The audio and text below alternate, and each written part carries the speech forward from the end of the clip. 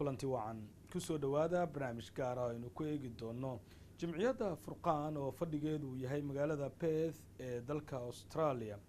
ayaa waxa ay qorsheynaysaa inay iibiso markas weyn oo Soomaalida degan galbeedka Australia ay ka faa'iideystaan.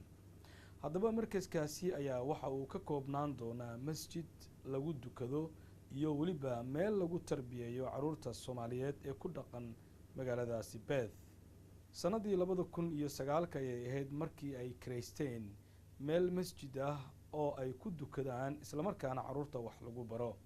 laakiin labadii bil ee ugu dambeysay ayaa maxkamadda sare ee gobolka galbeedka Australia waxa ay ku xukuntay goobtaasi inaanan lagu dukan karin salaadaha jimcaha iyo waliba kuwa taraawiixda.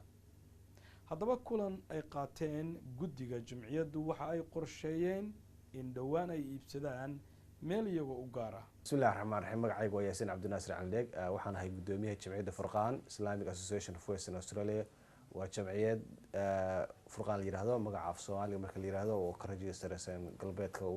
galbeedka Australia magaalada Perth. Furqaan waxaa la aasaasay 1998 waxaa markaska la kireeyay Furqaan Islamic Center oo Victoria ku yaala 2009. waxa hadda halkan isugu yimid waxa weeye guddiga fulinta, guddiga shuurada, dhalinyaradii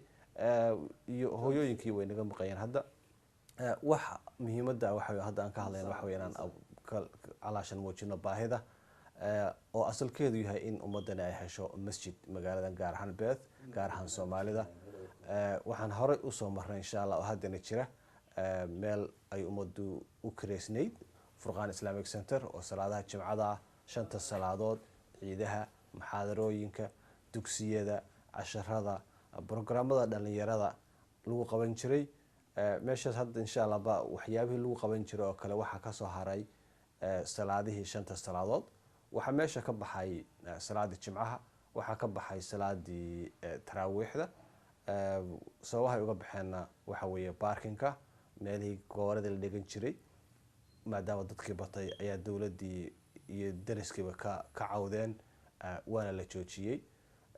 ugamaanan harin sidaas maxkamad baa isla tagnay, lacagta ku baxday waxay dhamayd markay ugu yaraatay $20,000. saas oo ay taana kuwaanan guuleysanin. waxaan ugu guuleysan weyneen waxa weeye waana la kaga garhelo, waxaana la kaga garhelo inaan baarku ku filnayn dadka meesha isugu imaanaya 500-600 oo qof salaada jimcada. waxay culays ku noqotay dariskii iyo businessyadii iyo dadka ganacsiga ku lahaa eriyada. sidaas la aligeed baa loo joojiyay. markaas iyo marka horeysa waxa la go'aansaday in yani si degdega ummadana loogu helo meel center ah. meeshan hadda aan fadhino ayada laftirkeeda waxay ka mid tahay centerlada Furqaan. waa meel xafiiski ah, waa meel dumarku ay waxbarashada uga faa'iideystaan, dhalinyarada uga faa'iideystaan, community-gu iyo shacabku guud ahaan ka faa'iideysto oo qolo walba furaheeda haysato oo qolo walba isticmaasho. waa meel dawladdu leedahay laakiin meel ma ahan qaada salaad ama u habboon salaad weey. waa meel aad u yar laakiin baahida badankeed insha Allah aad bay u ka fargaraysaa. waxyaabahan hiigsanaynay waxa weeye meesha aan hiigsanayno maadaama parkinga uu caqabad yahay, dadka mar walba ku soo tukanaya gaar ahaan salaada jimcaha oo 500-600 qof uu gaarayo. sharciga wadanku waxa weeye 4 qof oo kasta car park bay u baahan yihiin. marka tiraahdaa 500 oo qof oo 4 qofba car park ku baad waxaad u baahan tahay markaad ugu yaraato 150-150 car park oo adiga kaliya ku gaara oo cidina kula waraaginin. xataa haddii parkinga ugu weyn ee dawladdu ku dhagan yahay justification iyo ma ku noqonayso yani waxaad ku muranto calaasha parkingkaasaan isticmaalaya. si taas loo helo marka waxa lagu khasban yahay in la helo meel marka ugu yaraatay $6 milyan $7 milyan oo dollar oo ummaddu yeelato. muddo aad bay u baaxsan tahay gaar ahaan Soomaalidu. magaalada waqooyigeeda ee galbeedka northkeeda iyo southkeeda aad bay u degan tahay. tirada dadku Soomaalidu yani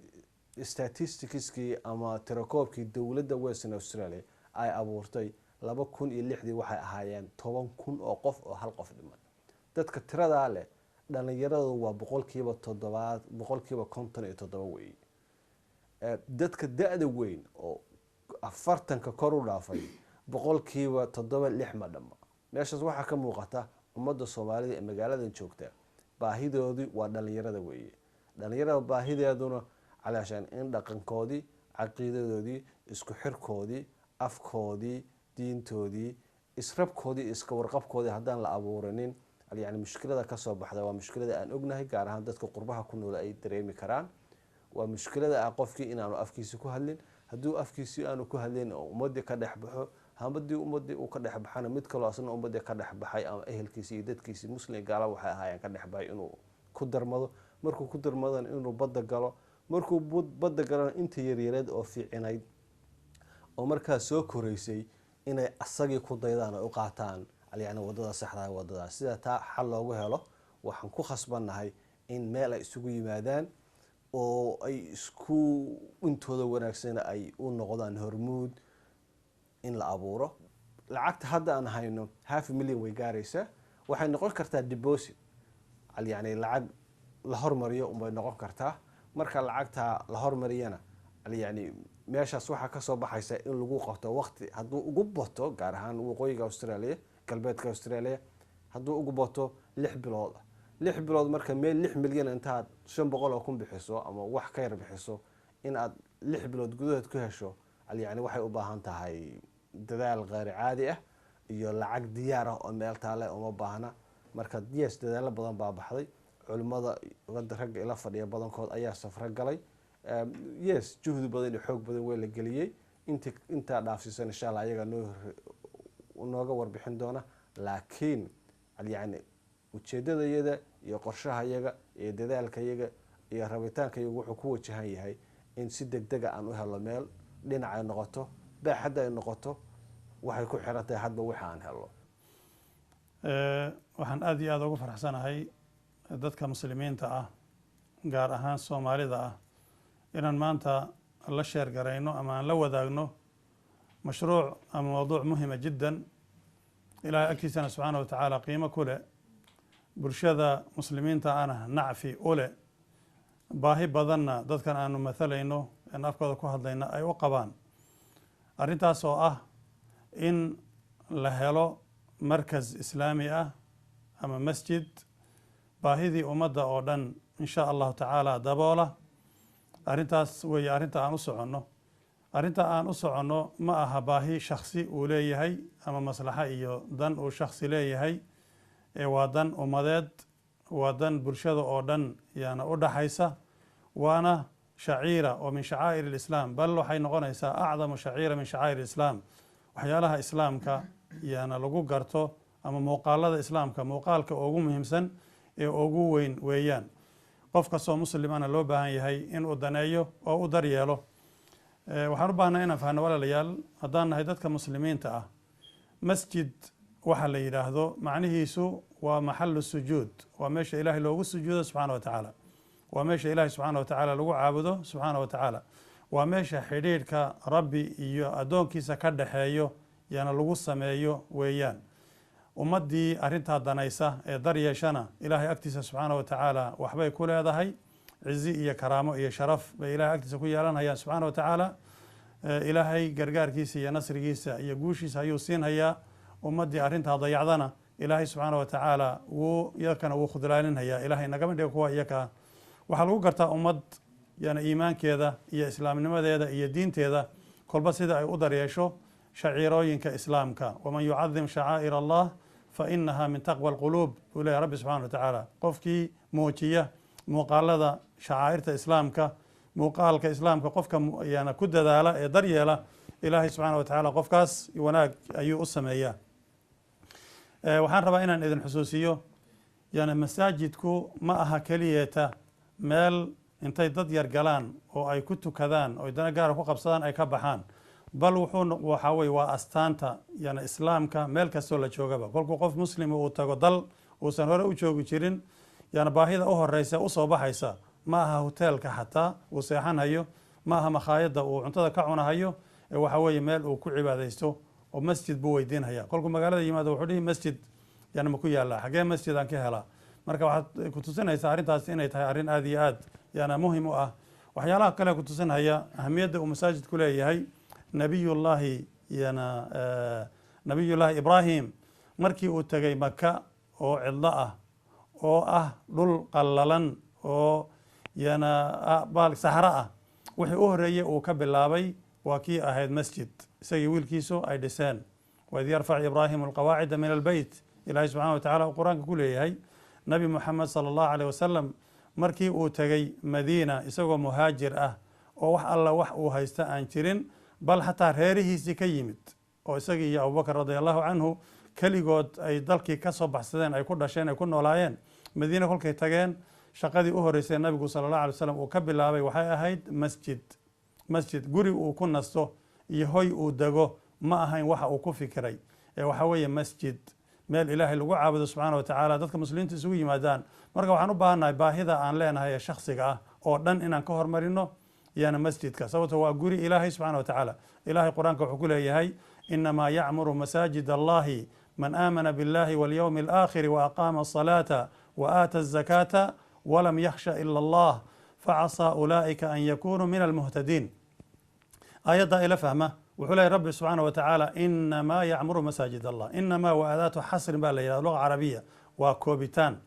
inamaa yacmuru waxaa keliyeeta oo camira masaajida ilaahay inamaa yacmuru masaajid allah masaajida ilaahay waxaa daryeela oo daneeya oo camira oo keliyeeta man aamana biاllahi walyowmi alaakhiri waaqaama asalaata waaata azakaata walam yakhsha ila allah facasaa ulaa'ika an yakunuu min almuhtadiin marka dhowr yana waqfo ayaan aayaddan u samaynhayaa aayadda qeybta u horeysa waa inamaada oo xasri iyo koobitaan keenaysa dadka arrintaa ka shaqeeya waa dadkee ta labaad yana tacmiirku muxuu yahay yacmuru baa layihi tacmiirka muxuu yahay tacmiirku wuxuu ka bilowdaa kow in meeshii la istaajiyo in la dhiso in la istaajiyo oo la dhiso yaa tacmiirku ka bilowdaa wuxuu ku xiga in la hagaajiyo oo la nadiifiyo oo la daryeelo oo la qurxiyo oo la nidaamiyo waxaa ku xiga in cibaadadii ilahay lagu camiro salaadii lagu camiro oo cilmigii lagu camiro oo dikrigii lagu camiro oo yana la buuxiyo yana waxyaalahaas dadka sameeya waa kuwa inamaa yacmuru masaajid allah yana masaajid allah waxaad ka fahmaysaa meeshaas masaajid ay dadku leeyihiin ma aha masaajid uu dadku leeyahay ma aha masaajid ay ashkhaas leeyihiin ma aha masaajid ay jamaaca leedahay ma aha ama ay jamciyad leedahay ilaahay baa iskale subxana wa tacala weli waa la jamciyo masjid allahi lama dhihin masaajid masaajida oo dhan fii anxaa'i dunya haddii ay ku taalla adduunka cidhifkiisa yana galbeed iyo kabari mid kastaba ilahay baa iska leh inamaa yacmuru masaajid allahi baa lagu yidhi aayadaha qur-aanka ee kusoo arooray oo dhan haddaad fiiriso taqriiban qur-aanka waxaa lagu sheegay 8 meelood baa masaajida lagu sheegay intaas oo dhan waxaa loo nisbeynhayaa ilaahay subxana wa tacaala ilahay baa loo idaafeynhayaa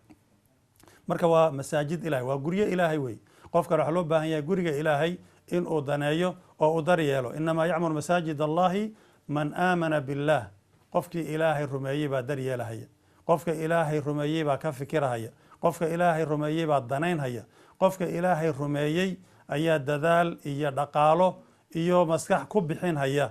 man aamana biاllahi walyowmi alaakhir iyo maalinka aakharo wa aqaama salaada salaadana ku dadaalay sababtoo waa maxalu iqaamati salaa masjidka waa meesha salaada lagu tukado ee laisugu yimaado jamaacadda waaata zakaata walam yakhsha ila allah yani meesha tafsiir cajiiba ku jira walam yakhsha ila allah yani qof dad badan baa kolkii meelaha qaarkood la joogo masaajidda inay lacag ku bixiyaan ama ay isku mashquuliyaan ama ay ku dadaalaan ooga cabsada armaa shaambad lagugu dhuftaa oo laga yidhaahdaa yana wax kaloo ku jira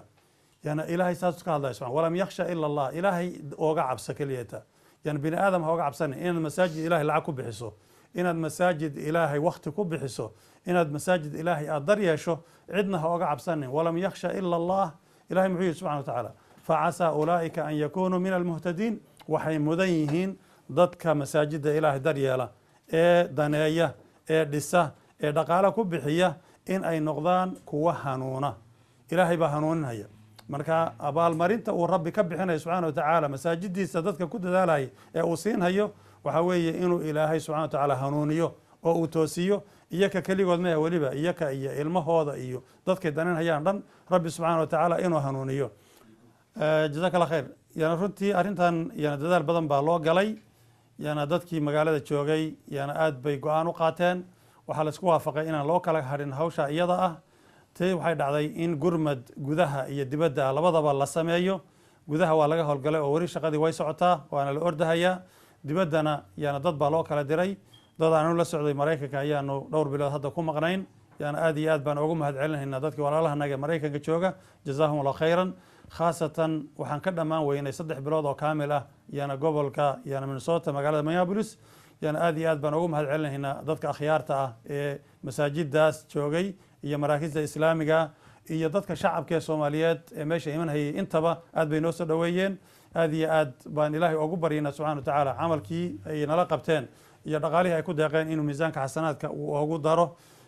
insha allahu tacaala meelo badan oo iyo ka midana ballan baan la leenahay yana waxaan rajaynaynaa inay ballantaasina ay sii socoto oo ay sii guulaysato waxaa kaloo aaday yana marti kale ama wafdi kale baa waxay aadeen yana ingiriiska yana sheekh cabdiqaadir iyo sheekh mukhtaar yana iyakana jazaahum allah khayran aad iyo aad bay yana oga soo mahad sheegteen dadkii walaalaha ay xagga ugu tageen iyo asxaabtii yana wayna kusoo guulaysteen weli way ku maqan yihiin sheekh cabdiqaadir waa xanuunsaday waa soo laabtay akhuuna sheekh mukhtaar baa weli ku maqan oo runtii aad iyo aad u dadaalahaya ilaahay subxaana wa tacaala miisaanka xasanaadka ha ugu daro ilaahay subxana wa tacaala safarka iyo rixlada uu ku jira ilaahay dartii uu u safrayna rabbi subxaana wa tacaala ha ku guuleeyo isagana khayr badan ha ku siiyo reerkiisa iyo carruurtiisana ilaahay subxaana wa tacaala yana ha u barakeeyo ha u xifdiyo waxaan ka codsanaynaa dadka walaalaha ah ee ingiriiska jooga iyo yurubta kale oon rabnay inuu mukhtaar usii gudbo intaba inay walaalka la tacaawanaan soo dhoweeyaan baahidaas dadka muslimiinta ee Soomaaliyeed ee yana gobolkan jooga ayuu ka turjumayaa baahi shakhsi uma socdo dana shakhsi uma socdo danihiisii oo dhan buu ka tegey carruurtiisii iyo reerkiisii buu ka tegey shaqooyinkii uu haystay buu ka tegey dar ilaahay buu u safray subxaana wa tacaala inaad ninkaas ilaahay dartii usoo dhoweysaan ood la tacaawuntaan oo aad ka farxisaan baan idinka codsanaynaa ilaahayna waxaan idin baryaynaa inuu idinkana idinka farxiyo ilmihiina iyo reerihiinana rabbi subxana wa taala idin xifdiyo guryo waaweyn iyo daara waaweynna jannatulfirdows rabbi idinka dhiso wasala allah calaa muxamed wacala alihi wasaxbi wasallam بسم الله الرحمن الرحيم الحمد لله رب العالمين وصلى الله على نبينا محمد وعلى آله وصحبه أجمعين waxaa magacayga la yihahda cabdullaahi sheekh cabdulqaadir sheekh cali bedel ahna secretariga jamciyadda furqaan islamic association of WA ahna kusimaha imaamka sheekha magaalada sheekh cabdiraxmaan runtii waxaan rabaa inaan tilmaamo baahida dhabta ah ee ummadda soomaaliyeed ay qabto oo ku nool gobolkan galbeedka Australia waxaa ujeedooyinkii loo aasaasay jamciyaddan ay ahayd inay daboosho baahida ummadda soomaaliyeed oo ay ugu horeyso in la ummadda soomaaliyeed ama dadka cusub jiilka cusub ama halkan ku dhashay ama ku koray in la ilaaliyo diintooda iyo caqiidadooda iyo dhaqankooda iyo akhlaaqdooda iyo afkooda sidaa daraaddeed ayaa la aasaasay goobo badan oo waxbarasho oo magaalada ku yaala oo loogu talagalay inay ka faa'iidaystaan dhalinyarada iyo ubadka soo koraya oo Soomaaliyeed waxaan taqriiban dhihi karaa ilmaha Soomaaliyeed oo hadda dugsiyada jooga oo la baro islaamnimadooda iyo diintooda iyo akhlaaqdooda oo ay intaas oo dhan kasii horeyso inay bartaan ama xifdiyaan kitaabka Alle subxaanahu wa tacaala inuu cadadkooda kor u dhaafayo ilmo gaaraya ilaa 550 ilmood ilaa 450 inta u dhaxaysa ilmahaas waxay degan yihiin magaalada galbeed southkeeda iyo northkeeda waxaa dadaalkaas oo dhan loo bixinayaa sidii loo daryeeli lahaa ilmaha Soomaaliyeed waxaa jira oo garab socda duruuso fara badan oo la siiyo haweenka dumarka waaweyn khaasatan oo haday noqon lahayd tafsiir haday noqon lahayd axaadiis haday noqon lahayd kutub caqiida oo intaas oo dhan baxdo waxa weeyaan ayna bixiyaan culimada magaalada joogta iyo ducaada magaalada ku nool waxaa jira iyaguna casharo kale oo iyo seminaaro gaara oo la siiyo dhalinyarada iyo youthka hadday gabdho yihiin iyo hadday wiilal yihiinba oo iyagana maartay si gaara loogu talagalay waxaa masaajidka iyo markaska hadda laga sheekeynayay oo runtii in muddo furnaa baahiyihii loo aasaasay inay ahayd in kuwa lagu daboolo duruusaha ka baxa iyo barnaamijta ka baxa aad bay u fara badan yihiin waxaa ka baxa tafsiir waxaa ka baxa xadiid waxaa ka baxa taariikhda iyo siirada nabiga sala allahu alayhi wasalam iyo midii saxaabada waxaa intaa dheer oo garab socda muxaadarooyin iyo duruus la qabto oo loogu talagalay bulshada Soomaaliyeed waxaa kaloo intaa dheer oo la sameeyaa sanad kastaba in la qabto mu'tamar islaami ah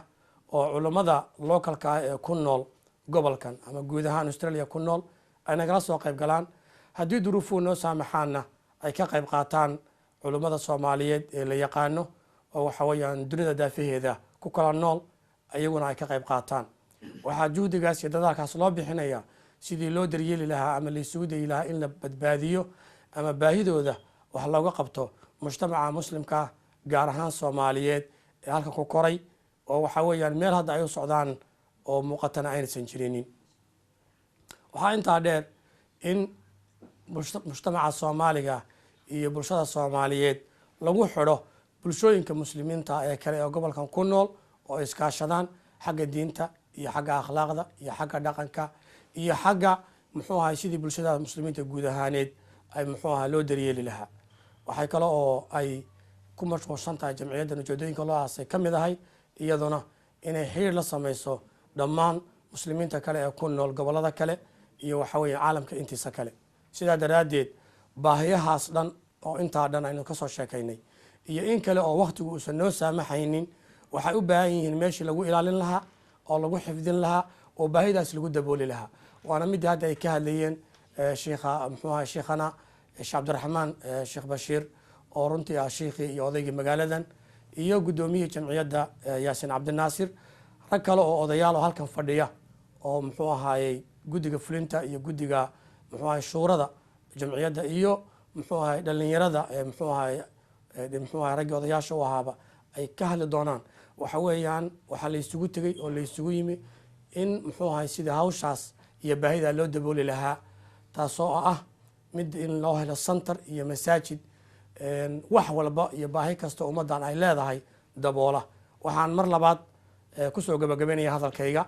oon u dumaya inaan taageero hadalkii ay soo jeediyeen sheikha iyo guddoomiyaha walaalaha kalena ay iga dambeyn doonaan oo ah inaan mujtamaca soomaaliga ee muslimiinta ee soomaaliyeed gaar ahaan oo ku nool caalamka intii ka qayb qaatayna aan uga mahad celino inta aan ka qayb qaadanina aan ugu yeerno inay mashruucaas ka qayb qaataan oo ay wax ku darsadaan welina socda kuwa muxuu ahaay gudaha jooga hadday tahay iyo kuwa dibadda joogaba hadday tahay. aad iyo aad baad umahadsantihin. mar labaad waxaan rabaa inaan u mahad celiyo ibraahim baafo oo nagu soo booqday gobolkan mar horena nagu soo booqday marar kalena aan rajeynayna insha allah inuu noo yimaado iyo tv-ga. aad iyo aad baad umahadsan tahay. asalaamu calaykum waraxmat ullahi wabarakaatu. aniga magacayga waxaa la dhahaa daahir bayxaw magacayga waxaa la dhahaa daahir bayxaw. ilaahay subxaana watacaala mahad iskale meeshaan sugu keenay.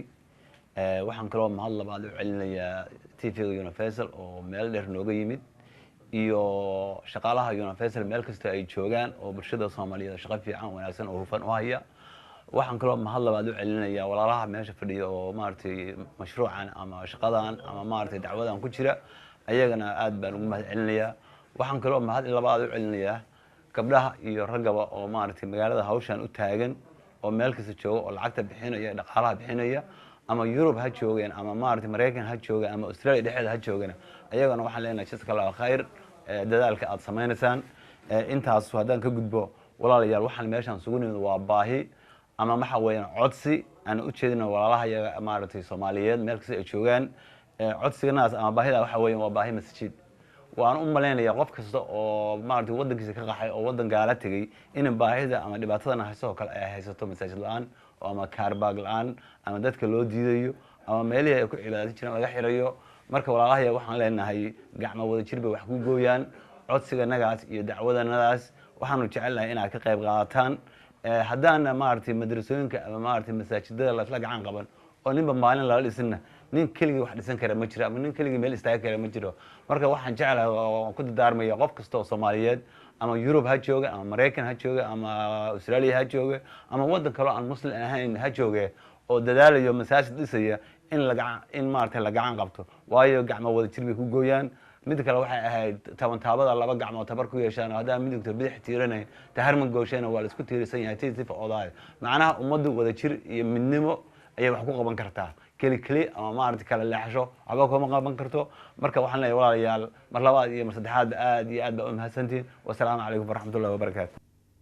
sanad walba markii la gaaro maalmaha farxadda amaba maalmaha ciidda waxaa jimciyadu ay soo qabanqaabisaa munaasabado waaweyn oo loogu dabaaldegayo ciidda islamarkaana ay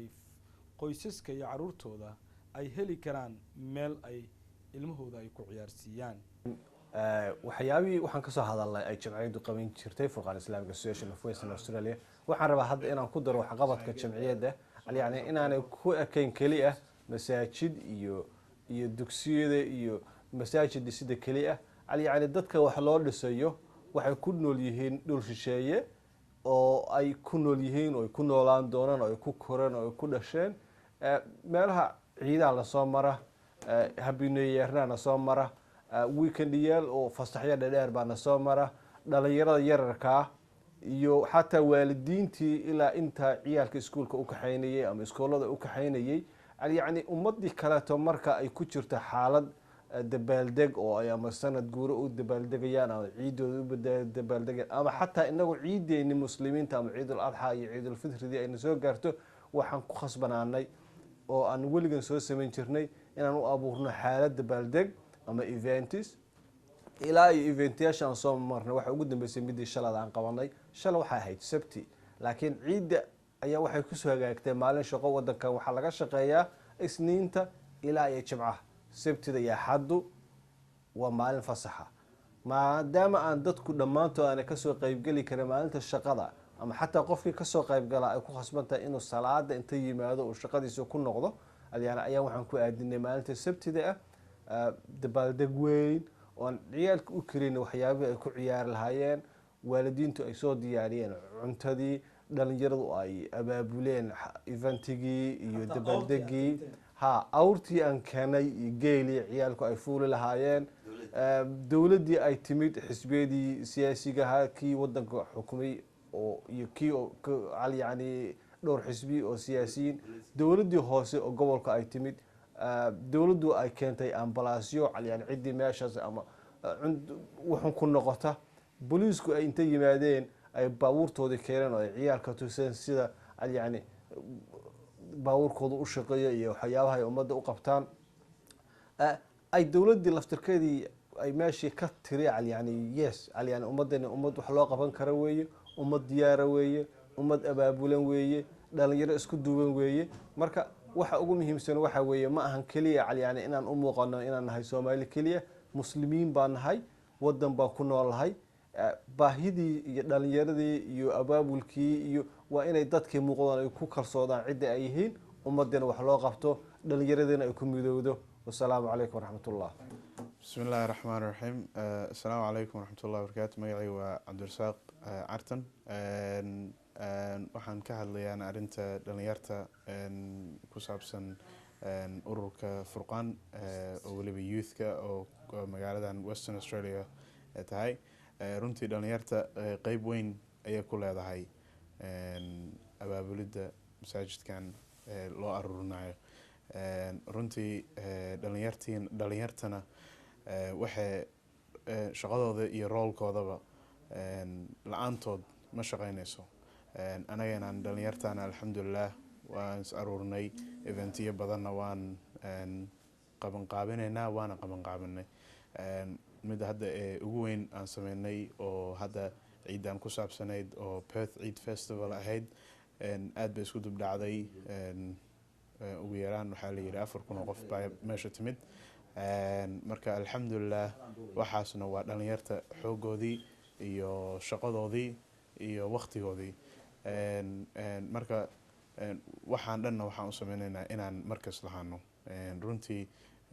futureka waa dhalinyarta iyo caruurta yar haddii aanan haddadaana aan shaqaysanin oo awooddii aan saarin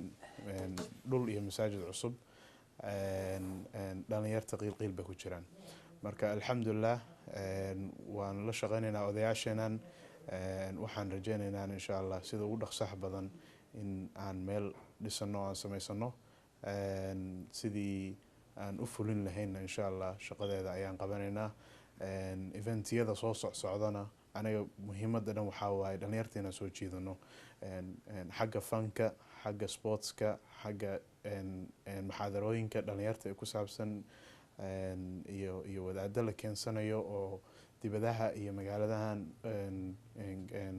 wadankan Australia ku taalo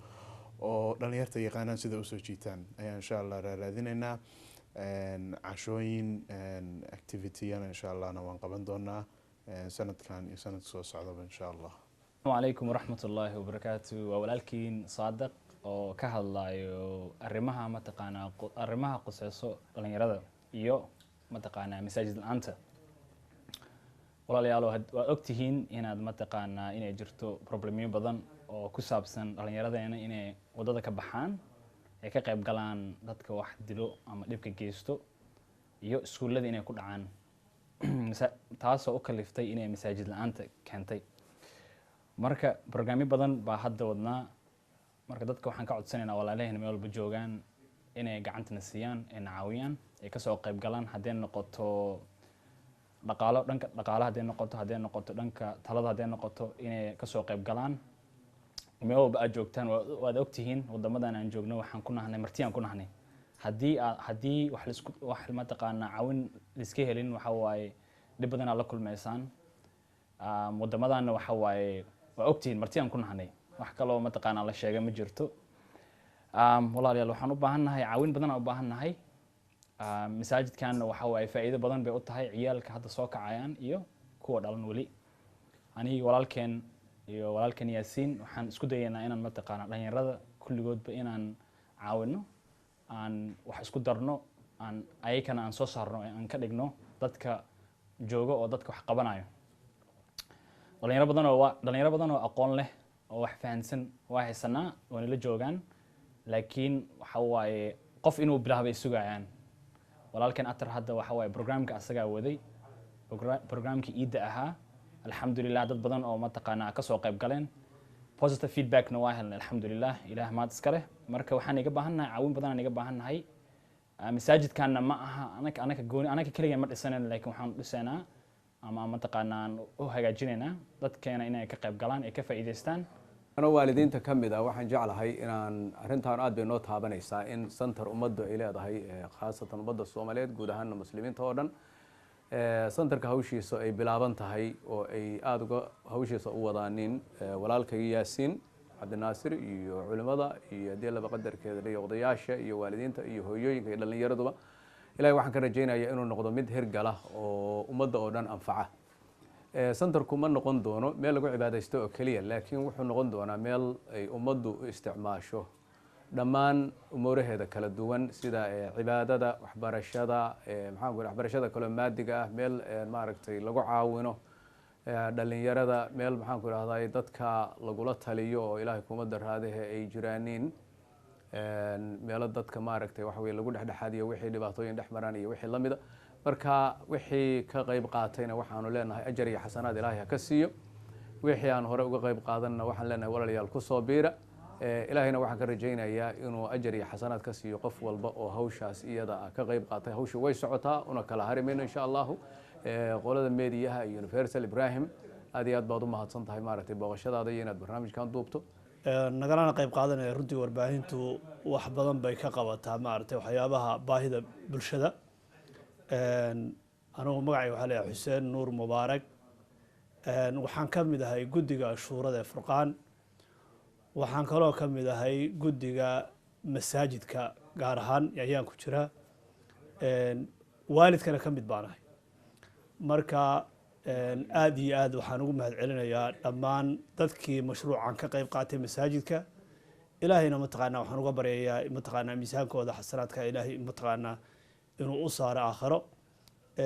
runtiina qofkii masaajid dhisa waa culimadii iyo guddoomiyaha iyo dhammaan intii iga horeysa ka wada hadashay. de waxaan leeyahay ciddii hore uga qayb qaatay jazakallahu alkhayr aad iyo aad baad ugu mahadsan tihiin. laakiin waxaan dhihi lahaa anugu gaar ahaan waxaan la hadlayaa magaaladan Perth ummadda ku nool ee Soomaalida waynu haysanaa dhaqaale masaajidkana si orodaan ku dhisan karaa. nin walow waxaad ku talagashaa inaad masaajidka adigu dhisanayso qofka ku weydiinaya inuusan asagoo wax dan oo gaara ku wadanin. marka waxaan dhihi lahaa dhammaanteen hawsha aan fadhiga ka kacno. walaalaha kale ee muxuu ahaa banaanka naga soo sibadgaraya aad iyo aad bay u mahadsan yihiin. marka waxaan dhihi lahaa dhammaantiin aynu gacanta isqabsano hawshii masaajidkana aanu wada guntano. meel fiican bayna inoo maraya dhaqaale fiicanna waa inoo soo baxay. jazakallahu alkhayr intaas ku soo waa tahay barnaamijkii gaarka ahaa ee ku saabsanaa jumciyadda Furqaan oo qorsheynaysa inay iibsato masjid u gaar ah Soomaalida ku dhaqan galbeedka Australia ayaa intaasi ku dhan. tan iyo istarag maqalkeena dambe waa anigoo ibraahim cumar baafe nabadgelyo